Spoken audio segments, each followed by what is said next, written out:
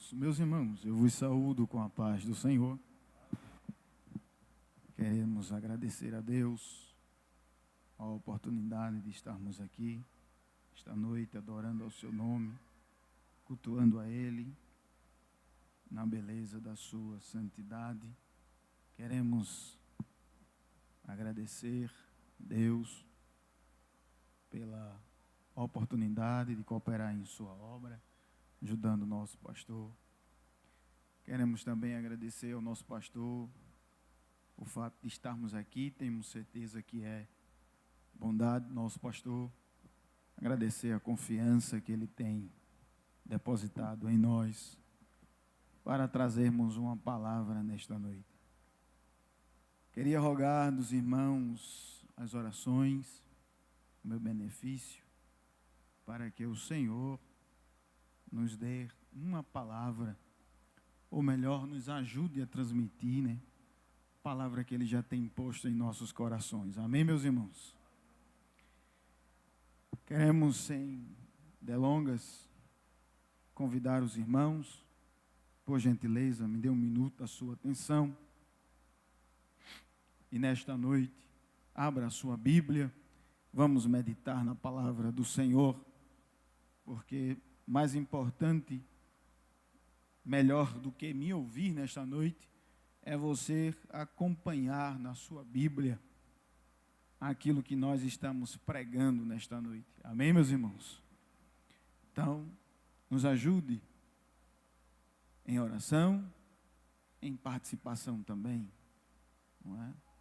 E as pessoas que estão em casa, que por acaso está assistindo, né, a este culto através da internet, que você nesta noite está aí, talvez no seu sofá, não é?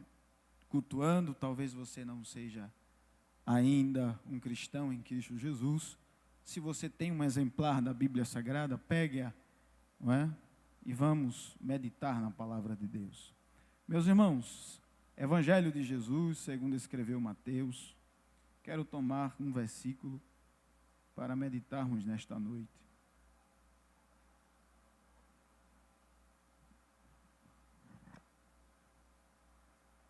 Meus irmãos, vamos ler Mateus capítulo 1, versículo 1. Vamos ler esse pequeno versículo para a nossa meditação nesta noite. Livro do Evangelho de Jesus, segundo escreveu Mateus, capítulo 1, versículo 1, está escrito: livro da geração de Jesus Cristo, filho de Davi, filho de Abraão. Me ajude nesta noite. Livro da geração de Jesus, filho de quem? E de quem? E de Abraão. Glória a Deus. Queremos tomar esse pequeno versículo para construirmos um pensamento nesta noite. Temos aqui diante de nós a genealogia do maior homem que já apareceu na história da humanidade. Seu nome é Jesus Cristo. E nesta noite nós vamos meditar um pouco sobre a sua origem. Jesus, Ele é Deus, mas também sabemos que Jesus, Ele se tornou homem porque tinha um propósito e um objetivo. E Ele tem como homem uma descendência, uma geração.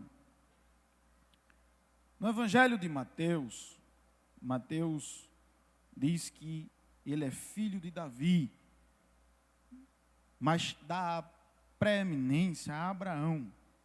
Diz ele é filho de Abraão. Mateus era judeu e ele tinha com esse propósito mostrar que a origem de Jesus era de Abraão.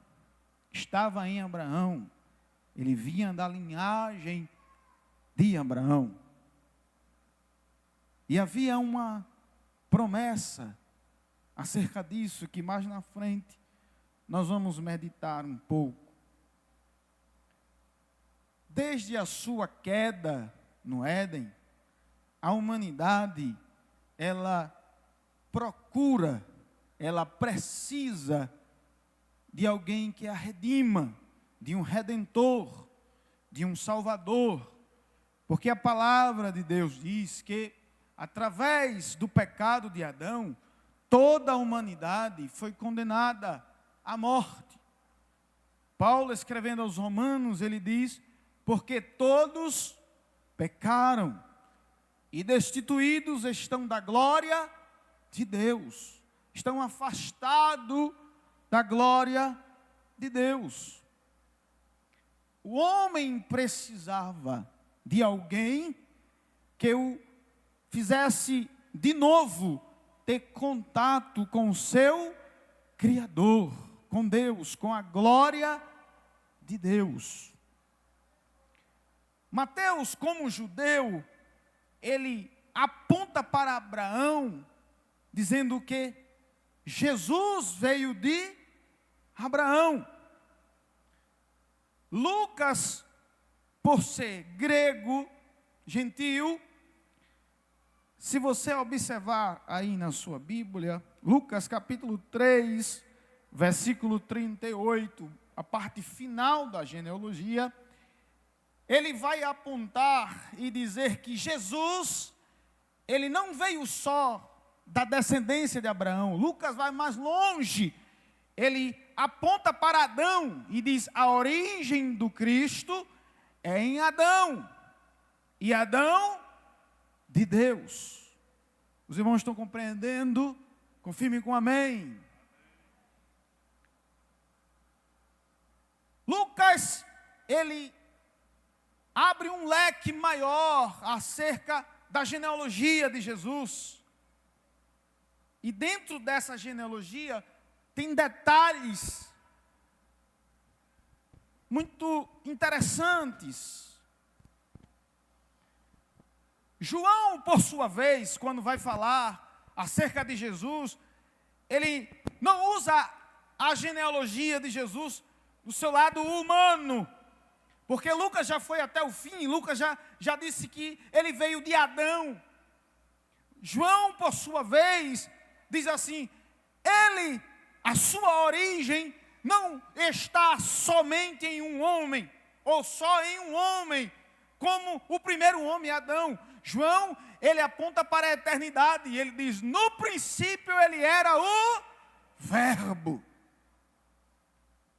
e o Verbo era Deus, e o Verbo estava com Deus. A origem de Jesus, ela não é só humana, ela também é divina. Quantos dizem amém? Queridos irmãos, para entendermos João 1 em 1, nós precisamos dar um pulinho lá em Isaías, por gentileza. Isaías capítulo 6. Acompanhe na sua Bíblia, por gentileza. Isaías capítulo 6 narra a história da visão do profeta Isaías. Quando ele, no ano em que morreu o rei Uzias, ele vê o Senhor. E eu queria que você atentasse aí para a sua Bíblia, para a palavra Senhor. Eu creio que a maioria deva estar usando a versão corrigida, e ela tem uma singularidade no nome Senhor. Você vai ver a palavra Senhor só com S maiúsculo. Em algumas vezes nessa passagem, você vai ver a palavra Senhor em todo maiúsculo. O que isso quer dizer? Senhor, com o S maiúsculo, está falando de Adonai, está apontando para Cristo. Quando aqui nessa passagem a palavra Senhor está todo em maiúsculo, está apontando para o tetagrama, o nome impronunciável de Deus. No caso, Yahvé, o Deus Pai. Observe bem. Isaías diz que no ano em que morreu o rei Uzias, ele viu o Senhor, viu a adoração dos anjos ao Senhor. Mas observe, versículo 8, ele diz: depois disso, depois da visão, ouvi a voz do Senhor, Adonai, que dizia: a quem enviarei e quem há de ir por nós? Então disse eu: eis-me aqui, envia-me a mim. Então disse ele: vai e diz a este povo: ouvis de fato e não entendeis, e vedes em verdade, mas não percebeis. Queridos irmãos, se atente aqui, por gentileza. Esta palavra é uma profecia de duplo cumprimento. Ela teve um cumprimento na vida de Isaías. Foi o próprio Isaías que estava lá, que viu a visão, que foi tocado com a brasa viva pelo anjo com antenais em seus lábios. Foi o próprio Isaías que saiu a pregar e anunciar a palavra de Deus. Mas aqui também estava apontando para Cristo. O que queremos entender nessa história é que possivelmente em algum tempo na eternidade, na qual nós não podemos precisar, porque está longe do nosso alcance, da nossa mente limitada, aleluia, houve um grito soar no céu. E eu estou fazendo aqui uma ilustração para que você possa entender. Houve na eternidade um grito, uma voz, alguém gritou: a quem enviarei e quem há de ir por nós? Possivelmente Jesus, Adonai, o Senhor, ele se levanta e diz: eis-me aqui, envia-me a mim. Irmão, que é isso que você está pregando? Você pode provar? Abra sua Bíblia, por gentileza, Mateus capítulo 13, versículo 14. Acompanhe comigo. Mateus capítulo 13, versículo 14. Mas deixe aí a sua Bíblia marcada também em Isaías capítulo 6, por gentileza. 13 e 14 de Mateus, a palavra de Deus nos diz: e neles se cumpre o quê? A profecia de quem? De Isaías, que diz o quê? Ouvindo, ouvireis, mas não compreendereis. Vendo, vereis, mas não percebereis. E neles quem? No público da qual estava vendo Jesus. E quem proferiu essas palavras foi o próprio Cristo. Então Jesus, ele está dizendo, a profecia que era lá para Isaías tem duplo cumprimento. Foi lá em Isaías, mas também apontava para algo maior, que era a decisão de Cristo descer até a terra, se tornar homem e morrer por todos nós. Aí, para provar isso, Jesus usa a profecia de Isaías e diz: olha, Isaías capítulo 6, veja aí em Isaías capítulo 6, por gentileza, a parte do versículo 9, que diz: vai e diz a este povo o quê? Ouvis de fato e não? É a mesma profecia. Então esta profecia teve cumprimento em Jesus, em Cristo. Ele foi aquele que na eternidade, quando alguém olhou do céu à terra e não viu um justo sequer capaz de morrer pela humanidade, ele disse: eu vou. Ele se doou. E o escritor aos Hebreus diz que a partir de um momento Deus olhou para ele e disse: a partir de agora eu te serei por pai e tu me serás por filho. E ele desceu até aqui para morrer por nós, meus irmãos. Quantos adoram a ele nesta noite? Aleluia. Entendendo João 1, que a sua origem é na eternidade, João, o evangelista, diz que o Cordeiro, ele foi morto antes da fundação do mundo. Na presciência de Deus, o plano já estava pronto, já estava em andamento. Deus não tem plano C, não tem plano B, Ele só tem plano A. Não há alteração no plano de Deus. O que Ele determina está determinado. E quantos podem adorar o seu nome nesta noite? Aleluia, aleluia. para entendermos a sua origem eterna, vamos para Isaías, para entendermos a sua origem humana. Quando Lucas, ele diz que ele é de Adão, Lucas está apontando para algo específico, porque toda a humanidade caiu em Adão, toda a humanidade foi condenada em Adão, mas Paulo, ele escrevendo aos Romanos, no capítulo 5,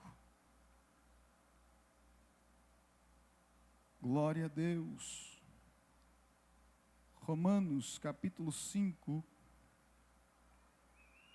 versículo 12, a palavra de Deus nos diz: pelo que como por um homem entrou o pecado no mundo, e pelo pecado a morte, assim também a morte passou a todos os homens, por isso todos pecaram, porque até a lei estava o pecado no mundo, mas o pecado não é imputado não havendo lei. No entanto, a morte reinou desde Adão até Moisés, até sobre aqueles que não pecaram, à semelhança de Adão, a qual é a figura daquele que havia de vir. Lucas aponta para a genealogia de Jesus como gentil, ele abrange toda a humanidade, ele diz, ele é de Adão, porque todos em Adão caíram, mas todos serão levantados nele. Aleluia. Versículo 15, mas não é assim o dom gratuito como a ofensa, porque se pela ofensa de um morreram muitos, muito mais a graça de Deus, e o dom pela graça, que é de um homem, que é de um só homem, Jesus Cristo, abundou sobre muitos. Sobre muitos. É por isso que João 3,16, quando ele diz assim, porque Deus amou-o de uma tal, não tem como dimensionar a grandeza do amor de Deus. Todos pecaram em Adão, mas todos serão vivificados em Cristo. Aleluia. Esta é a palavra. Para entendermos um pouco da sua origem, no texto que lemos, a sua origem humana, em Mateus capítulo 1, versículo 1, que foi o texto que lemos, Mateus aponta ele como filho de Abraão. Agora, eu queria que você atentasse comigo, por gentileza, e fosse para a sua Bíblia, para o livro de Gálatas, capítulo 3. Que interessante. Jesus, ele como filho de Abraão, ele carrega sobre os seus ombros a responsabilidade de uma promessa. A promessa que Deus fez a Abraão. Deus, quando chama Abraão em Ur dos Caldeus, Deus olha para Abraão e diz, em ti serão benditas todas as famílias da terra. Paulo, ele vai explicar isso escrevendo aos Gálatas, no capítulo 3 e 6, para ganharmos tempo. Ele diz, é o caso de Abraão, que creu em Deus e isso lhe foi imputado como justiça. Sabeis, pois, que os que são da fé são filhos de Abraão. Ora, tendo a Escritura previsto que Deus havia de justificar pela fé os gentios, anunciou o Evangelho a Abraão. Aleluia. Dizendo, todas as nações serão benditas em ti. Talvez para algumas pessoas, elas ouvindo esta profecia, poderiam entender que Deus estava falando da genealogia de Abraão, dos filhos, da sua posteridade, Mas na realidade, quando Deus ele diz a Abraão, em ti serão benditas todas as nações, Deus estava apregoando primeiramente o evangelho a Abraão e dizendo a ele, esta é a origem do evangelho. Não é sobre tuas descendências, mas é sobre a tua descendência no singular, é sobre o descendente que virá de ti. E quem é esse? Paulo explica mais embaixo, ele diz assim, versículo 13, Cristo nos resgatou da maldição da lei, fazendo-se maldição por nós, porque está escrito, todo aquele que for pendurado no madeiro, para que a bênção de Abraão chegasse aos gentios por Jesus Cristo, e para que pela fé nós recebemos a promessa do Espírito. Aí Paulo complementa, irmãos, como homem falo num testemunho de um homem, se o testemunho de um homem for confirmado, ninguém anula, nem lhe acrescenta alguma coisa. Ora, as promessas foram feitas a Abraão e a sua posteridade. Não diz as posteridades, como falando de muitas, mas como de uma só, a tua posteridade, que é Cristo. É Cristo. O centro, a origem, a razão de todas as coisas é Cristo. Todas as promessas que foram feitas no Antigo Testamento, a Abraão, a Isaac, a Jacó, promessas de vida que foi feito a Adão depois do pecado, a Eva depois do pecado, todas as promessas, ela aponta para uma única pessoa, é Jesus Cristo. Mais ninguém. A razão de tudo isso aqui existir, a razão das promessas de Deus terem cumprimento na vida de cada um, é porque Jesus decidiu descer a esta terra e se pendurar no madeiro por todos nós. Deus não nos faz promessas porque somos bonzinhos ou melhores do que outros, não. É a sua graça, é a sua misericórdia, é a sua bondade. Foi para isso que Ele veio, salvar, redimir, restaurar.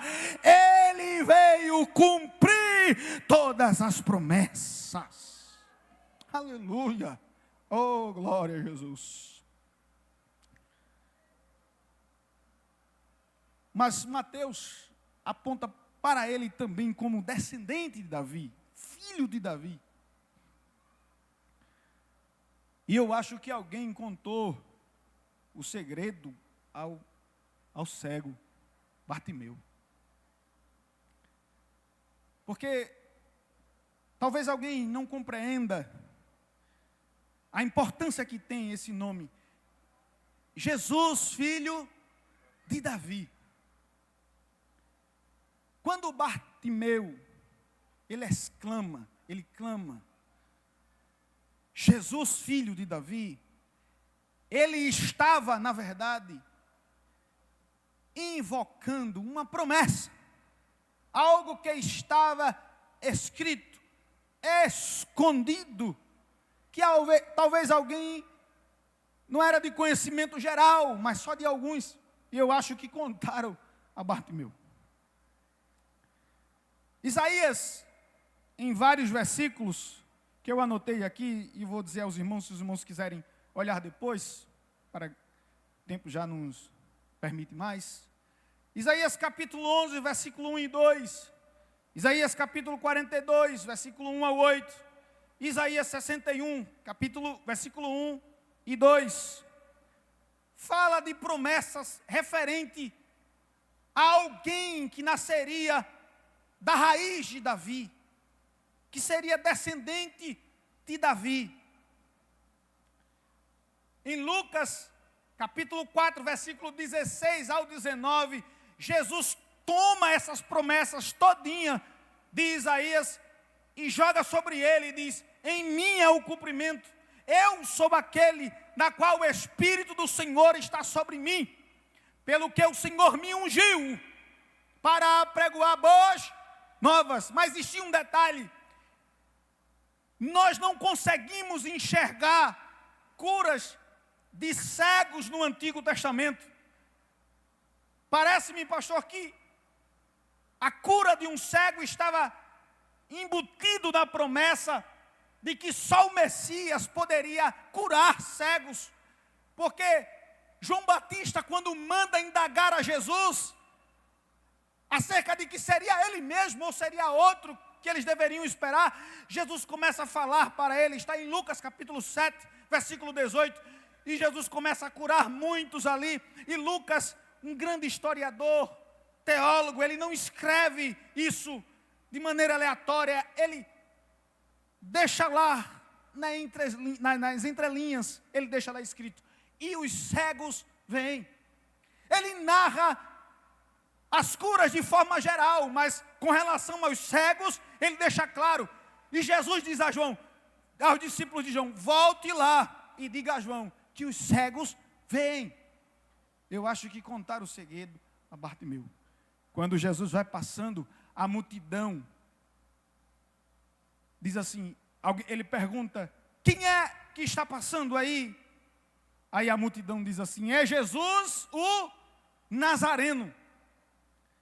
Talvez pela sua origem de Nazaré, mas ser chamado de Nazareno talvez fosse depreciativo, porque até o próprio Natanael disse, né? Vai vir coisas boas de Nazaré, então ser comparado com o Nazareno talvez não é uma coisa muito boa. E a multidão diz: é Jesus o Nazareno. Ele poderia clamar e dizer: Jesus o Nazareno. Mas não, ele sabia do segredo e ele começa a exclamar: Jesus, filho de Davi. Jesus, filho de Davi, tenha compaixão de mim. Aleluia. A promessa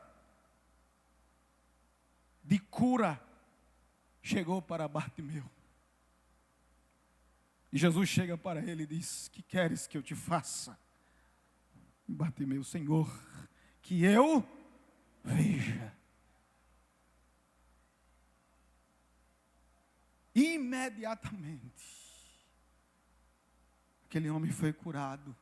Mas mais do que isso, não só a cura, aquele homem levou consigo também o perdão dos seus pecados, a salvação da sua alma.